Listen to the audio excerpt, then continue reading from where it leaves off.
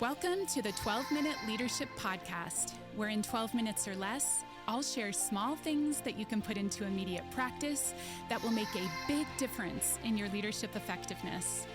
I'm your host, Elise Boggs-Morales, leadership professor, consultant, and coach. For the last 17 years, I have helped thousands of leaders level up their influence and achieve remarkable results. If you want to trade compliance for true commitment and create your dream team, you are in the right place. Get ready for a quick hit of practical wisdom to increase your team's engagement, inspire top performance, and retain your best talent. Ready to level up your influence and get better results? 12 minutes starts now. Hi everyone, Elise here. Welcome to episode 2, How You Can Lead Anyone. Since my book, Lead Anyone, just came out, I thought it might be fun to give you a sneak peek into some of my favorite chapters. I love the way that this book is set up for busy leaders. It's a series of 28 short daily readings that introduce a skill, tell the true story of a struggling leader who is coached into learning that skill. You'll hear about the results that they achieved and then some actions anyone can take right away, some in as little as 15 minutes or less, to get the same result. Today's episode is taken from day 3, which talks about something that quietly determines whether people follow you or forget you: personal power. We often associate this person as being the loudest person in the room or the person with the corner office. But personal power actually has nothing to do with the title and everything to do with how clearly you know who you are and where you're headed. One of my favorite examples of personal power is Mother Teresa. In my 20s, I spent some time living in India and volunteered at her home for the dying.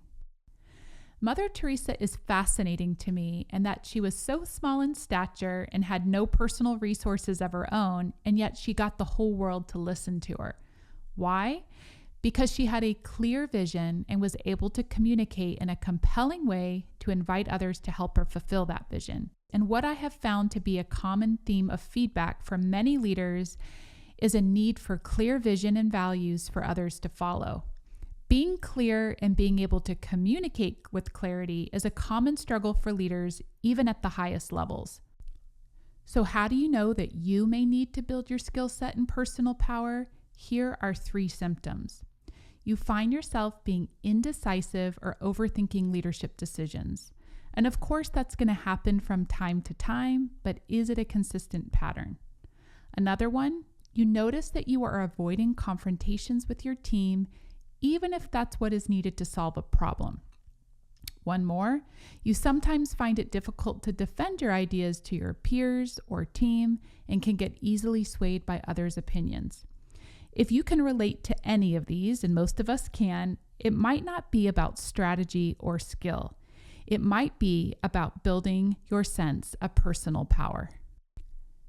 To show you what building your sense of personal power can look like, in today's episode, I'm going to share a real story from a real leader that I worked with who completely transformed a company culture. And it wasn't by force, but by vision.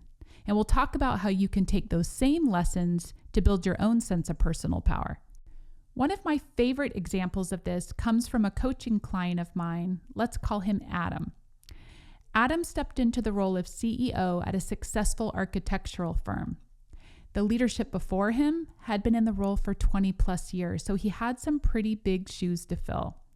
And the executive team that he inherited, they were mostly his senior, mostly skeptical, and they were deeply rooted in a culture of autonomy that on one hand worked well, but had also developed into silos that were no longer collaborating with each other. So there wasn't a lot of alignment at the top. Their focus was mostly on the work and on the client, not so much strengthening the internal culture that supported the work. Also, they had experienced a certain level of success, so why change? One compelling reason was the needs and desires of the new millennial workforce, and many of you leaders will relate to this. They want a culture of purpose beyond the work, a strong sense of community with those they work with. They want mentorship and career development opportunities.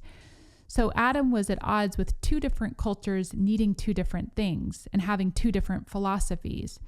The former was kind of a sink or swim attitude, and the other, the new workforce coming in, would need a lot more hands-on engagement to be able to succeed. So to bridge that gap, Adam needed to have a strong sense of personal power. Adam knew something had to change, but he also knew this, that if he tried to bulldoze his way through long-held tradition, he definitely would lose some trust. So we had to think of a long-term strategy that would allow Adam to establish himself as the new leader and would align the two cultures. We did several different things, and I'm going to highlight one of those things today because I believe it was the most important thing that laid the foundation for everything that was to follow. The first thing that I encouraged Adam to do was to build his personal leadership philosophy. And I'm curious how many of you out there have done this. A personal leadership philosophy includes your values, your vision, and what you want to be known for as a leader. When Adam did this, that clarity gave him the footing to build trust not only with himself in terms of confidence, but also with his team, not by demanding it, but by living it. His philosophy served as a guide for decision-making, establishing priorities, and also informed some difficult conversations that needed to be had.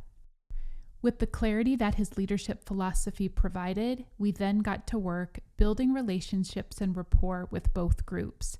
We did a series of engagement interviews, got really valuable data that helped us get a clear picture of where things were at, where people wanted to see things go, and how Adam could find both common ground and fill the gaps with new ideas for the future. Inevitably, he encountered some resistance, but he stayed true to his values, true to his vision, and over time, things started to get into alignment.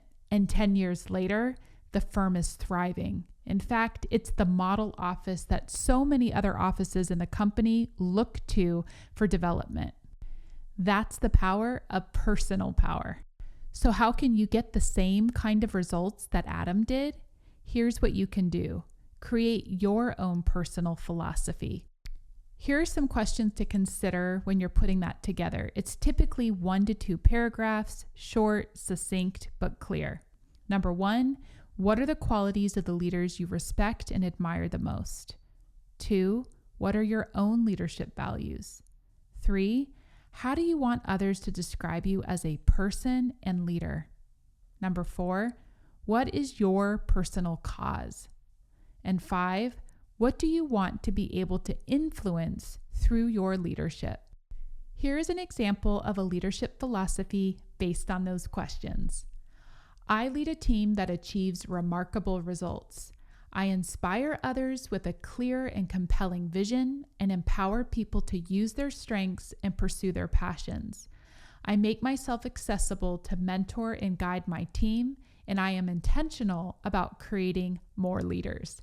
I set lofty goals and create a sense of excitement to achieve big things. My hope is that you are inspired by Adam's story. Maybe you're stepping into a new leadership role, or you just don't feel aligned with your team. Maybe it's about getting clear. And one of the first steps that you can do to get clear and increase your personal power is to create a personal leadership philosophy. The amount of time you spent today listening to today's podcast is about the same amount of time in reading a chapter of my book. As I mentioned before, each day is a series of short daily readings packed with practical leadership wisdom and action steps you can take right away. I hope you enjoyed today's episode. Join me next time for part 2 of how you can lead anyone. See you then. Like what you heard on today's episode and want to go deeper? Subscribe to this podcast so you never miss an episode. You can also pick up my book, Lead Anyone, on Amazon. Then, go to my website to check out ways that we can support your leadership goals. From executive retreats to customized training and coaching, my team of experts will help you level up your leadership and accelerate your results.